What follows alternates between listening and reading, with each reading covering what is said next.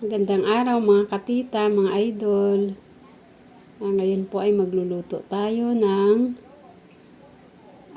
adobong atay ng manok with pineapple chunk. Ayan.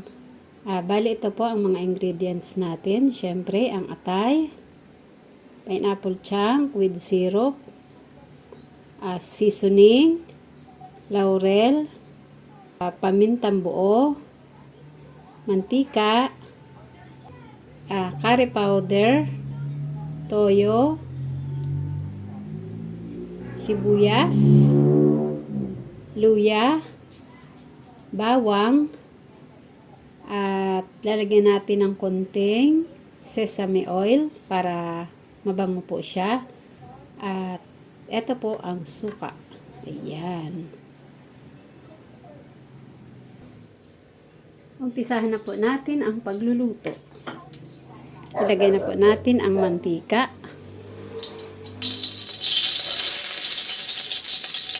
Ngayon po ay ilagay na natin ang bawang.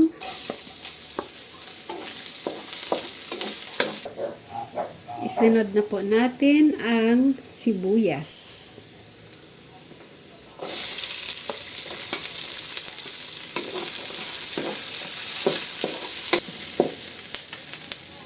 Ngayon po ilagay na natin ang ating luya.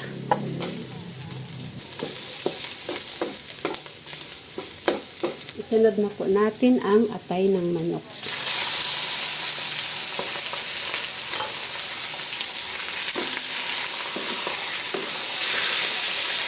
Takpan lang po muna natin.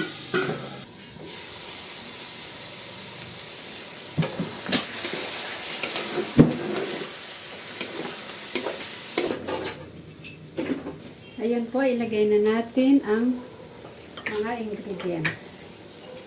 Unahin po natin ang sabaw ng ang syrup ng pineapple. Ayan. Po natin ng pampalasa, seasoning, pamintang buo,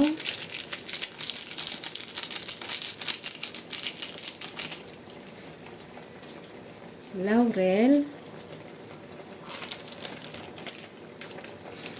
kaunting curry powder,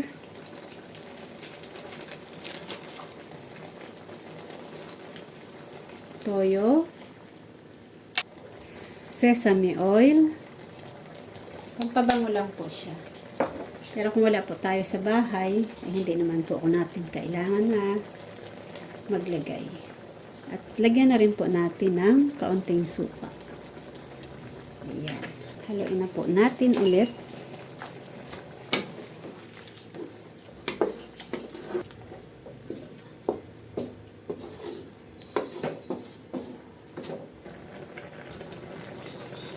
Bali hindi na po natin siya tinakpan para mabawasan po yung sabaw niya.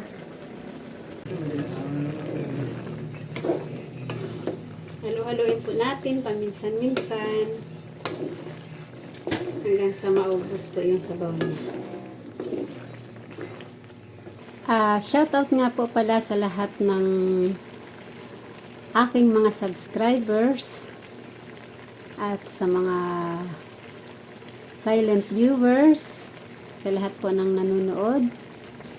Kay Tita Lisa TV, maraming salamat po sa inyo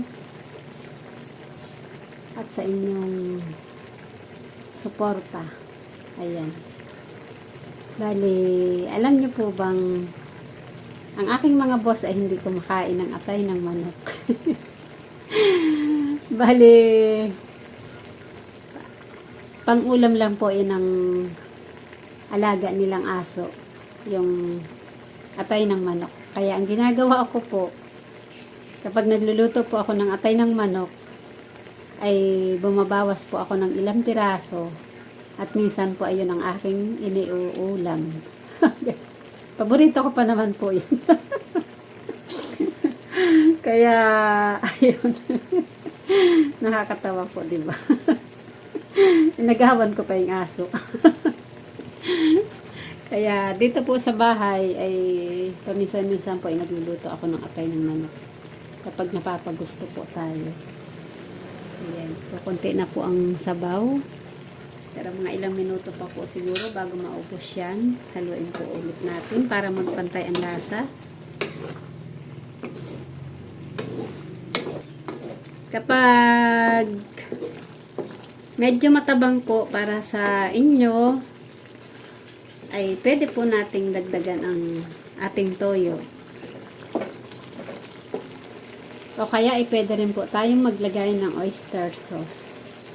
Dahil po walang available dito sa bahay.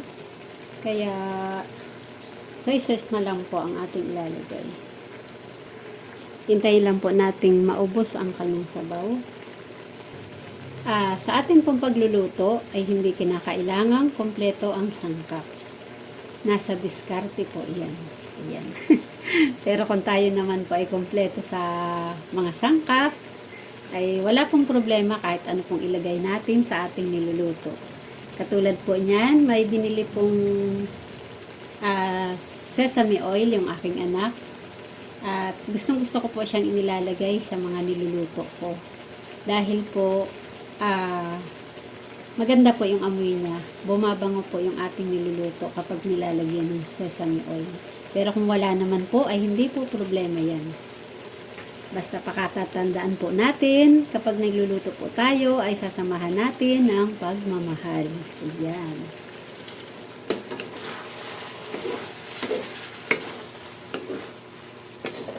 Ayan, kukunti na po ang kanyang sabaw.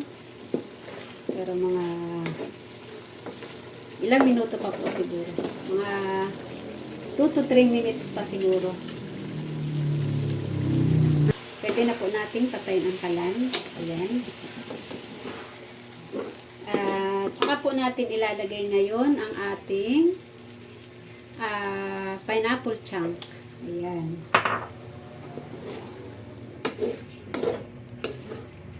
Hindi ko po siya sinasama sa pagluluto kasi po umaalat siya.